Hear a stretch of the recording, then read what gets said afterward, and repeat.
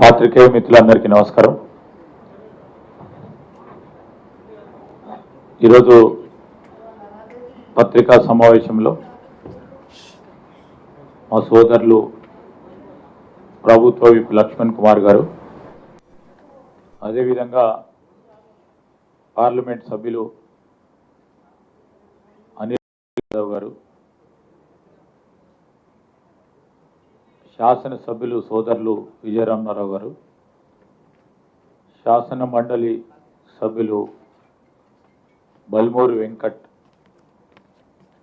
పాటు ఈరోజు ఒకటే మేము మీ ద్వారా ప్రజలకు తెలియజేయడానికి మరొకసారి ప్రధానంగా డిసెంబర్ 2023లో మా ప్రభుత్వం ఏర్పాటైన వెంటనే స్పష్టంగా ముఖ్యమంత్రి రేవంత్ రెడ్డి గారు మా కాంగ్రెస్ పార్టీ ప్రభుత్వం పనితీరు ఏ విధంగా ఉండబోతుందని మంచి పనులను ఏ ప్రభుత్వాలు మొదలుపెట్టినా దాన్ని ముందుకు తీసుకెళ్లే ప్రయత్నం జరుగుతుందని, ఎక్కడైతే ప్రజలకు సంబంధించిన అంశాల విషయంలో ఇబ్బంది జరిగితే ఆ పాలసీ విధానాల్లో ప్రక్షాళన చేస్తామని చెప్పారు.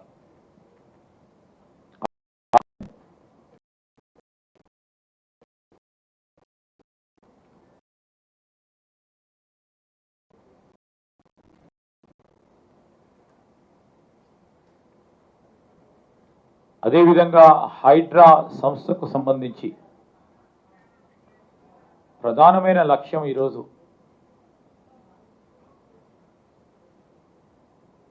శుభ్రమైన నీరు,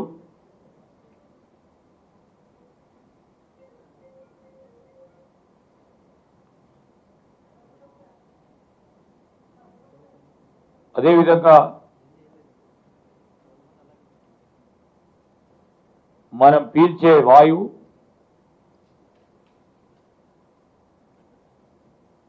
వికారాబాద్ నుంచి మొదలు పెట్టుకుంటే నల్గొండ, హైదరాబాదు, సికింద్రాబాదు ఈ జిల్లా వాసులందరికీ కూడా ఈ రెంటి విషయంలో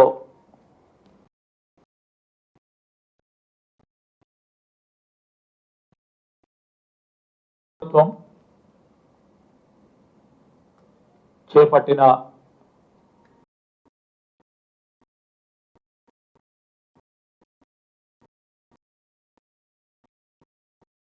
విషయంలో ప్రధానంగా మేము మొన్న కూడా అంతఃపూర్వకం ముఖ్యమంత్రి గారు కానీ మేమందరం కానీ ఒకటే మాట చెప్పడం జరిగింది. ఈరోజు కూడా మరొక్కసారి స్పష్టంగా మీ ద్వారా ప్రజలకు తెలియజేయదలుచుకున్నాం. పేదవాడికి సంబంధించి మధ్యతరగతి కుటుంబీకులకు సంబంధించిన అవసరాలను దృష్టిలో పెట్టుకునే ప్రజానికానికి సంబంధించిన అవసరాలతోనే మా ప్రభుత్వం ముందుకు పోతుంది. పేదవాడిని నిలపాలని ఆలోచన చేసే మా కాంగ్రెస్ పార్టీ ప్రభుత్వం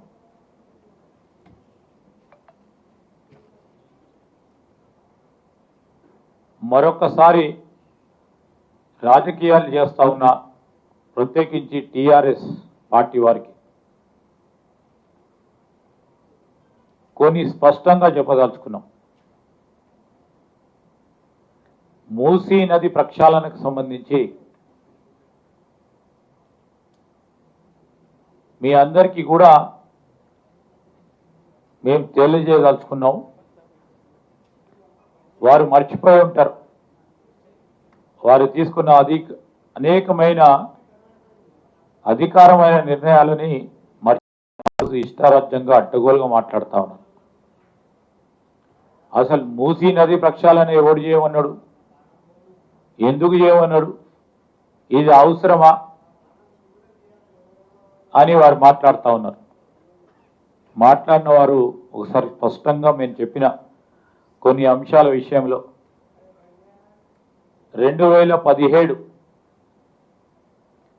ఈరోజు 2017లో Musi river front development corporation ఏర్పాటు చేయడం జరిగింది. 2017లో ఉన్న ప్రభుత్వం ఎవరిది? మీ బీఆర్ఎస్ పార్టీ ప్రభుత్వం. ఎందుకు ఏర్పాటు చేశామని చెప్పారంటే దీంట్లో ఒక స్పెషల్ పర్పస్ వెహికల్ని ఏర్పాటు చేస్తా ఉన్నాం. మూసీ నదికి సంబంధించి కాలుష్యం దాంట్లో భారీ ఎత్తున ఉంది. కాలుష్య నివారణ చేయాలి. దానికి తోడు ఒక రివర్ ఫ్రంట్ ను డెవలప్ చేయాలని GOMS 90 MAUD 25వ తారీఖు 3వ నెలలో 2017లో ఈ Musi river front development corporation చేయటం జరిగింది. ఇది మాట వాస్తవమా కాదా అని అడుగుతా ఉన్నా. సరే చేసిండ్రు, పెద్ద ఆర్భాటంతో చేసిండ్రు. దానికి ఒక చైర్మన్ ను కూడా నియామకం చేయటం జరిగింది.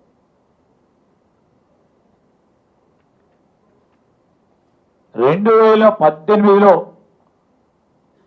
ఈ మూసీ నదికి సంబంధించి ఈ ప్రాజెక్టును ఏ విధంగా చేపట్టాలి,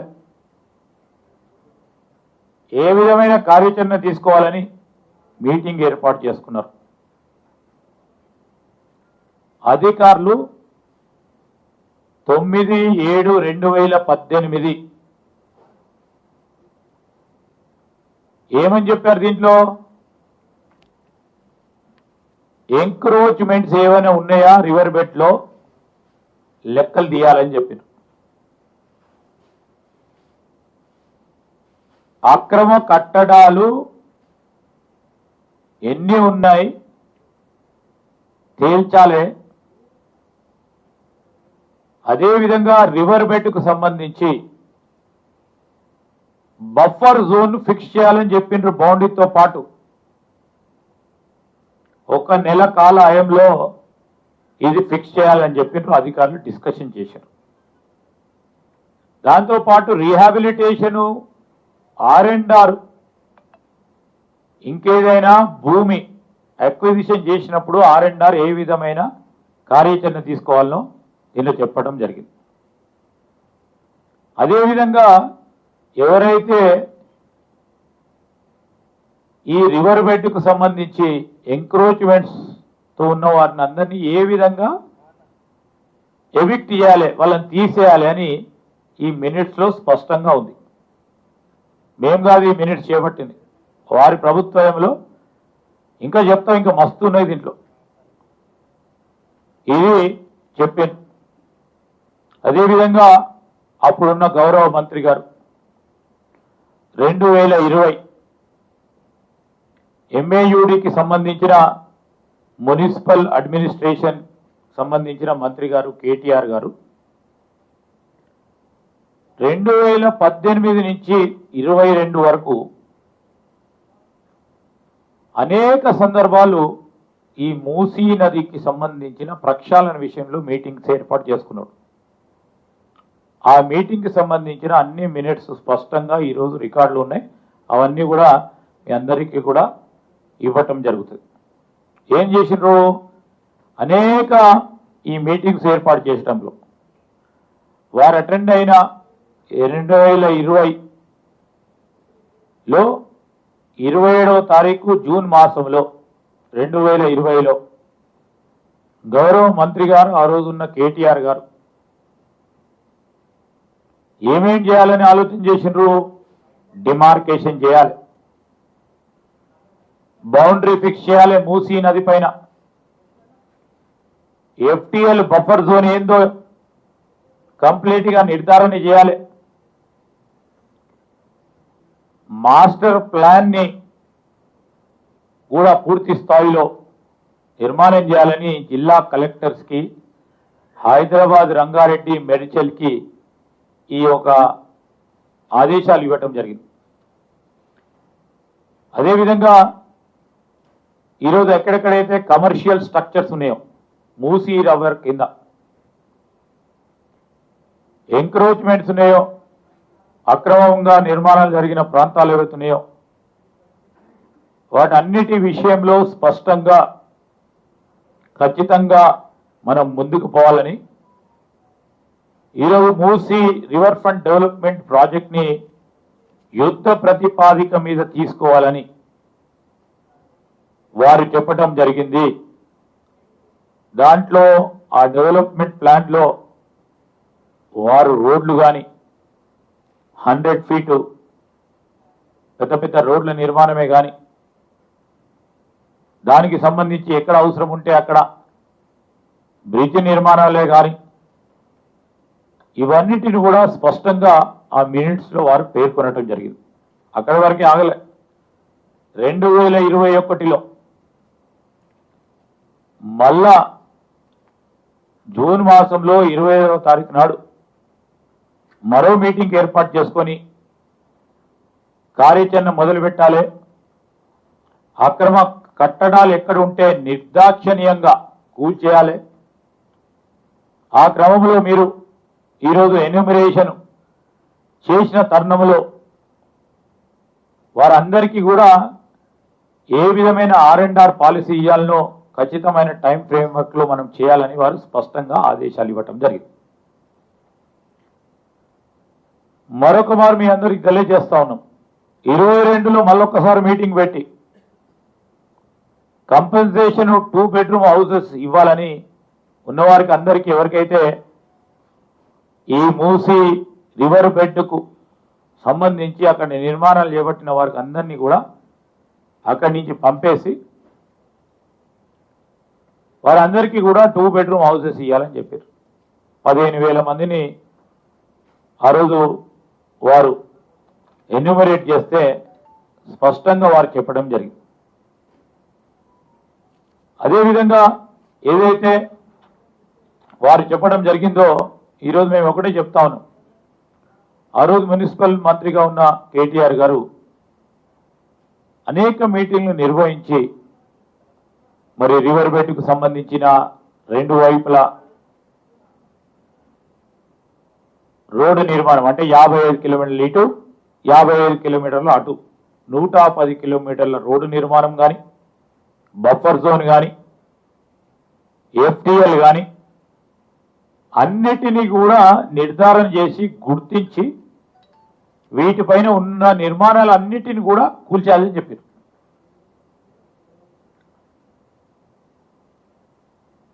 వారి స్ట్రాటజీ పరంగా ఈరోజు ఒక మాట వారు వార్ ఫ్రంట్లో అంటే యుద్ధ ప్రతిపాదిక మీద అక్రమాలను తొలగించాలని స్పష్టంగా చెప్పింది. అది కూడా అనేక పత్రికల్లో కూడా ప్రచురణ కావడం కూడా జరిగింది. ఈరోజు కేటీఆర్ గారి ఆధ్వర్యంలో జరిగిన మూసీ కార్పొరేషన్ మీటింగ్లో కూడా ఈ మీటింగ్కు సంబంధించి ఏదైతే జియో నెంబర్ 7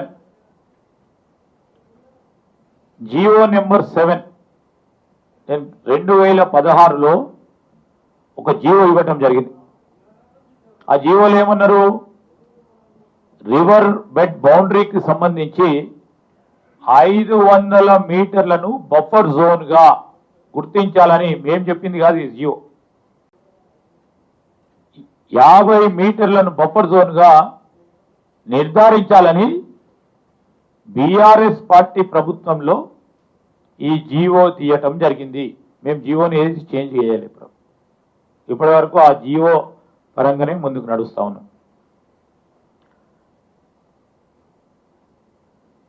రెవెన్యూ ఇరిగేషన్ అధికారులతో వారు టీమ్స్ ఏర్పాటు చేసుకొని దాదాపు వారి లెక్క ప్రకారం 8,480 నిర్మాణాలను ఆనాటి వరకు అధికారులు గుర్తించారు అక్రమ కట్టడాలని. ఈ మీటింగ్కి సంబంధించి ఆ మినిట్స్లో ఇవన్నిటిని కూడా స్పష్టంగా వారు తెలియజేయడం జరిగింది. అదేవిధంగా ఈరోజు అనేక సందర్భాల్లో మనం పేపర్లో కూడా చూస్తూ ఉన్నాం. సరే, ఓ మూసీ నది ప్రక్షాళన జరిగితే పరిశుభ్రమైన నీరు గాలి అందియాలని ఆలోచన చేసిందని మేము కూడా అనుకున్నాం. వారు ముందుకు నడుస్తారని ఆలోచన చేసినాం. పేపర్ల వరకే పరిమితమై మాటలతోనే గడిపిన గత 9 సంవత్సరాలు ఇది కూడా మూసీ నది ప్రక్షాళన కూడా అదే విధంగా నడిచింది. అనేక సందర్భాల్లో మనం చూసిన ఈ 2020లో 22లో ఏ విధంగానైతే ఆ మూసీకి సంబంధించిన అటువైపు ఇటువైపు ఉన్న మన అన్నజల్లులు ఆ స్లమ్ ఏరియాస్లో ఉంటున్న వారు, ఆ లైన్లో లోతట్టు ప్రాంతాల్లో ఉంటున్న వారు ఏ విధంగా ముంపుకు గురైనరో స్పష్టంగా పత్రికల ద్వారా ఈరోజు ఈ విధంగా ఈ ప్రాంతాల్లో ఇదే చాదరగట్ ప్రాంతంలో ఆ ప్రాంతంలో ఇంతవరకు నీటి ముంపు జరిగింది. ఒకటి కాదు, అన్ని పేపర్లో ఈ విధంగా రావటం జరిగింది. ఈ విధమైన వార్తలనే కాదు, ప్రతి ఒక్క పౌరుడు ఈ విధంగా అక్రమ కట్టడాలుంటే వీరికి ఏదైనా ఆలోచన చేసి R&R ఇచ్చి వీరిని ఇక్కడి నుంచి ఇతర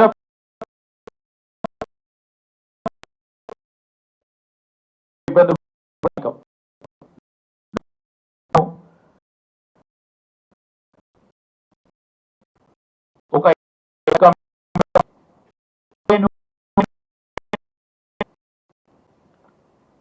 maximum discharge estimate, maximum flood level Musi Ravi నదికి సంబంధించి మరి చీఫ్ ఇంజనీర్ గారు మూసీ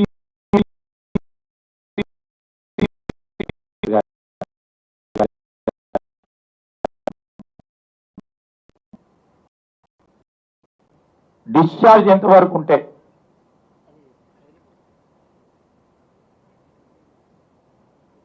ఆ మ్యాక్సిమం డిశ్చార్జ్ కంటే ఎక్కువ, ఒక క్యూసెక్ ఎక్కువైనా అనేక మందికి ప్రాణహాని కానీ ఆస్తి నష్టం కలుగుతుందని స్పష్టంగా వారు చెప్పడం జరిగింది. దాంట్లో భాగంగానే 15 మే 2019లో 1,50,000 క్యూసెక్స్ ఈ మినిమం డిశ్చార్జ్కు సంబంధించి దానికంటే పైబెడుతూ జరిగిందంటే ప్రమాదకరమని వారు ఇచ్చిన రిపోర్ట్.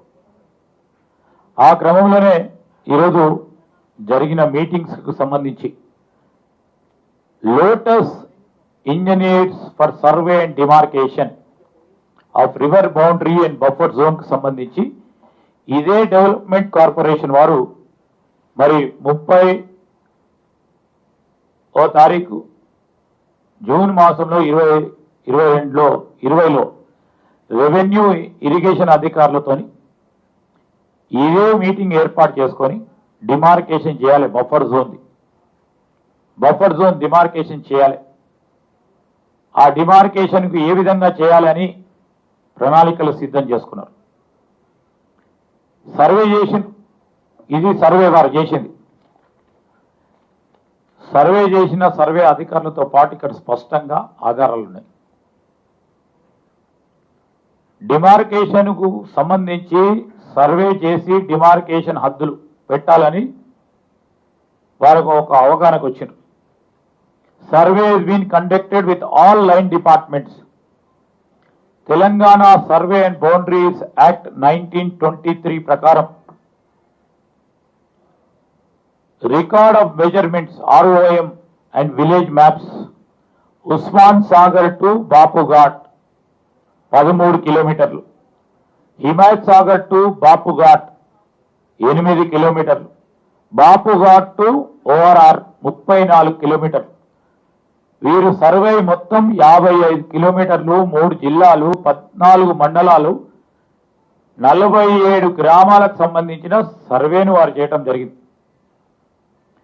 ఇది మేము ఫిక్స్ చేసింది రివర్ బౌండరీస్ సంబంధించి ఫిక్సేషన్ ఆఫ్ బఫర్ జోన్.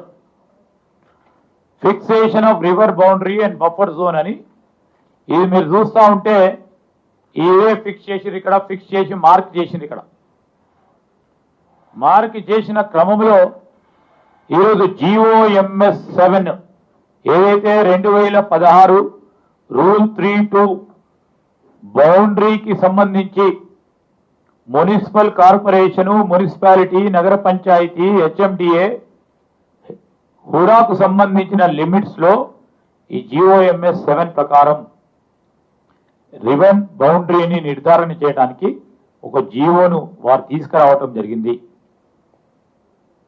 దాని ప్రకారమే ఈరోజు వారు హద్దులు నిర్ధారణ చేసిండ్రు.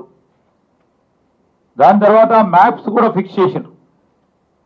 ఏంటి, మండల వైజ్ మ్యాప్స్ కూడా ఫిక్స్ చేసిండ్రు.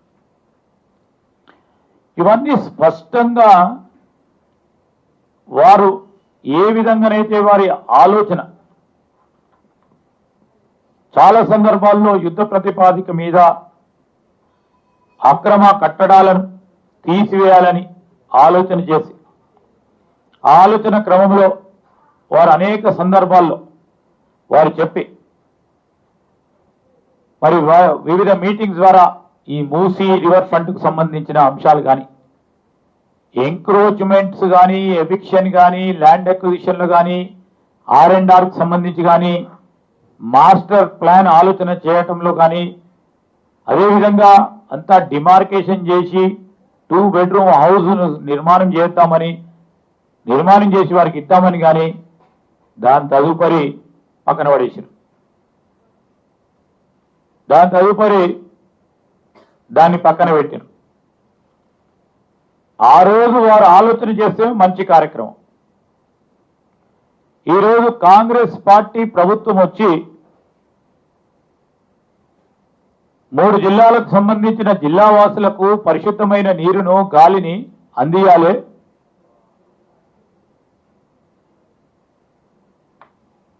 భావి తరాలకు సంబంధించి ఒక మంచి వాతావరణంలో మన నగరాన్ని నిర్మాణం చేయాలి. విశ్వసుందర నగరం అని పేరుకే కాక కార్యాచరణలు చేపట్టాలని మా ప్రభుత్వం ఆలోచన చేస్తే, ఆ క్రమంలో కూడా సమాలోచన చేసి ఆ సమాలోచన భాగంలో అందరితోని సంప్రదించి ఈరోజు ఒక కార్యాచరణ తీసుకొని ముందుకు పోతా ఉన్నప్పుడు రాజకీయం చేస్తూ బీఆర్ఎస్ పార్టీ వారు బురద జల్లే కార్యక్రమం చేస్తూ ఉన్నారు. మేము అడుగుతా ఉన్నాం ఈరోజు వారిని, మీరు చేస్తేనేమో ఉప్పు, మేము చేస్తే తప్పు అయిపోతా ఉంది. ఈరోజు ఎందుకు చేస్తున్నారు? మూసీ నది ఎవరి గురించి చేస్తున్నారు? ఇంకేం పని లేదా అని అడుగుతున్న వారికి ఆ రోజు ఏం పని లేకుండానా? ఆ రోజు ఏం పని లేకుండానా? మేము అడుగుతా ఉన్నాం. ఏదైనా పని చేపడతా ఉన్నప్పుడు మంచి ఆలోచనతో చేపడతా ఉంటాం. సరే, చాలా క్లిష్టతరమైన ప్రాజెక్ట్ ఇది, ఈ ప్రాజెక్ట్ అభివృద్ధి. అలాంటి సందర్భాల్లో సమస్యలు వచ్చినప్పుడు సమస్యకి ఈ విధంగా పరిష్కారం చేయాలి. మీకు 9 సంవత్సరాల పరిపాలన అనుభవం ఉంది.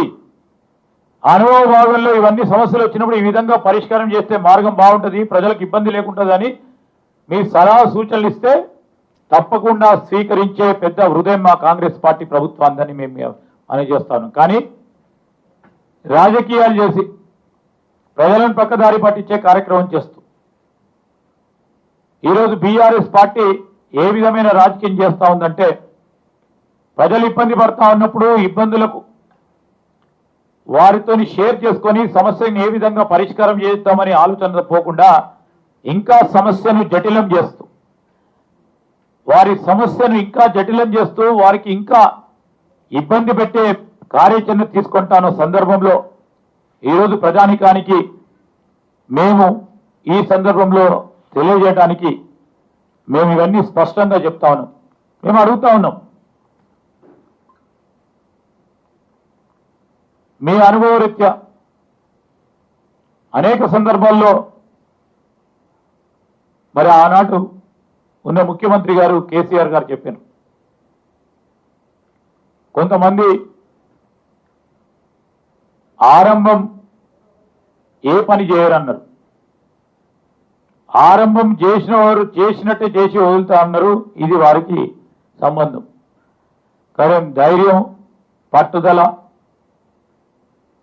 కార్యదీక్షకులు ఆ పనిని పూర్తి స్థాయిలో చేసి తీరుతారని మేమల్లే ముఖ్యమంత్రి గారే అన్నారు.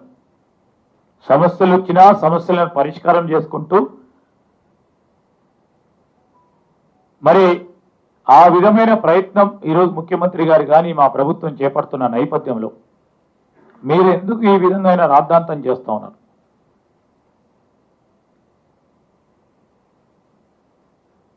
కాళేశ్వరం ప్రాజెక్టు, మల్లన్న సాగరు, ఇతర ప్రాజెక్టులకు సంబంధించిన భూ నిర్వాసితుల విషయంలో ఎందుకు ఆ రోజు మీరు కనికరం చూపెట్టలే? ఎందుకు ఆ భూ నిర్వాసితులకు కనీసం 2 బెడ్రూమ్ల ఇల్లు ఇవ్వలే? R&Rకు సంబంధించిన అంశం విషయంలో స్పష్టత లేకుండా నిర్లక్ష్యం వహించింది మీరు. లోకి వెళ్ళడానికి ఇష్టపడుతున్నారు వాళ్ళు, ఆ విషయంలో ఎటువంటి సందేహం లేదు.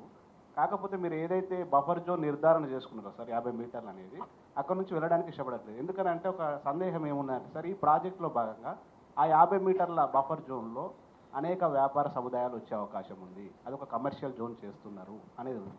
అంటే వీళ్ళని వెళ్ళగొట్టి కమర్షియల్ జోన్ చేస్తున్నారు అనేది ఒక సందేహం ఉంది. దీని మీద ఒక క్లారిటీ. ఇప్పుడు చాలా సంతోషం మీరు అన్నారు. మీలాంటి మిత్రులు ఓ మాట మాకు చెప్తే ఈ విధంగా చాలా సంతోషంగా అనిపిస్తుంది, మోటివేటింగ్గా ఉంటుంది. చాలామంది మూసీ నది రివర్ బెడ్ ఉన్న భూ నిర్వాసితులందరూ 2 బెడ్రూమ్ హౌస్ పోవడానికి ఉత్సాహం చూపెడుతూ ఉన్నారు. అది వాస్తవమైన మాట అని మీరు అన్నారు. చాలా సంతోషం దానికి. రెండవది, ఈరోజు మేము వచ్చింది ఇది బఫర్ జోన్కు సంబంధించి జీవో మేము తీసింది కాదు. GOMS 7 2016లో తీసిన జీవో, ఇది స్పష్టం. ఆ జీవోకు అనుగుణంగానే ఒక కార్యాచరణ తీసుకున్నాము. దాంట్లో భాగంగానే ప్రతి మందికి ఉపయోగపడే కార్యక్రమం చేస్తాము. ఈరోజు మేము స్పష్టంగా అడుగుతా ఉన్నాం బీఆర్ఎస్ పార్టీకి సంబంధించి, శుద్ధమైన నీరు మూసీ నదిలో పారుతా ఉంటే వద్దంటారా చెప్పండి? స్వచ్ఛమైన గాలి పీలుస్తాము అని ప్రజానికం కోరుకుంటే వద్దంటారా మేము చెప్పండి? అక్రమంగా నిర్మాణాలు చేస్తుంటే మేము వారిని ప్రోత్సాహం చేస్తాము అని మీరు చెప్తా ఉన్నారా? మీరు ప్రభుత్వంలో ఉన్నప్పుడు ఇదే కేసీఆర్ గారు అనేక అక్రమ నిర్మాణాలు జరుగుతూ ఉన్నాయి. 23,000 మూసీ నదిపై అక్రమ నిర్మాణాలు జరుగుతూ ఉన్నాయి, చూస్తూ ఊరుకోమని చెప్పి మేము అడుగుతా ఉన్నాం. 10 మందికి ఉపయోగపడే కార్యాచరణ తీసుకునే ప్రయత్నం చేస్తూ ఉన్నాం. అనేక సందర్భాల్లో చేస్తూ ఉన్నాం. సామాన్య ప్రజానికానికి నేను 10 సార్లు చెప్తా ఉన్నా, పేదవారికి ఇబ్బంది కలగనీయం.